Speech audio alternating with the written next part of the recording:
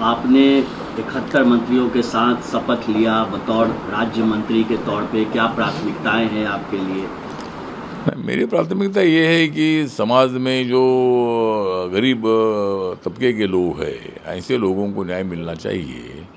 जिस तरह 10 सालों में 25 करोड़ जो लोग ये गरीब रेखा के ऊपर आए हैं, उसी तरह आज भी जिनको मकान नहीं है उनको पक्का मकान देने का प्लानिंग तो सरकार का ही है। माननीय मोदी साहब ने अगले 5 सालों में 3 करोड़ लोगों को पक्का मकान देने का वादा किया है। और बाकी जो भी मतलब गांव में पीने के पानी की समस्या, उधर भी ध्यान देने की आवश्यकता है। जो बेरोजगारी है तो बेरोजगारों को नौकरी देना, स्वयं रोजगार देना, इसके तरफ भी हमने ध्यान देने वाले हैं। और देश में एक भी आदमी गरीब नहीं रहेगा, ये हमारा प्लानिंग है। और भारत की इकोनॉमी 5 नंबर से 3 नंबर पर लाने का भी हमारा मकसद है।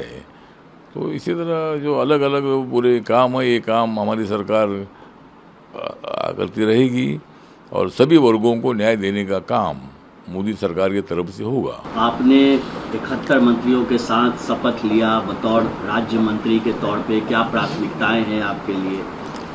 मेरी प्राथमिकता ये है कि समाज में जो गरीब तबके के लोग हैं, ऐसे लोगों को न्याय मिलना चाहिए।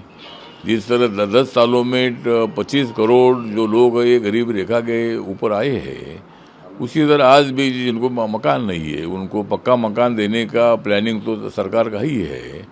माननीय मोदी साहब ने अगले 5 सालों में 3 करोड़ लोगों को पक्का मकान देने का वादा किया है। और बाकी जो भी मतलब गांव में पीने के पानी की समस्या, उधर भी ध्यान देने की आवश्यकता है। जो बेरोजगारी है तो बेरोजगारों को नौकरी देना, स्वयं रोजगार देना, इसके तरफ भी हमने ध्यान देने वाले हैं। और देश में एक भी आदमी गरीब नहीं रहेगा, ये हमारा प्लानिंग है। और भारत की इकोनॉमी 5 नंबर से 3 नंबर पर लाने का भी हमारा मकसद है। तो इसी तरह जो अलग अलग पूरे काम है, ये काम हमारी सरकार करती रहेगी और सभी वर्गों को न्याय देने का काम मोदी सरकार की तरफ से होगा। आपने 71 मंत्रियों के साथ शपथ लिया बतौर राज्य मंत्री के तौर पे, क्या प्राथमिकताएं हैं आपके लिए?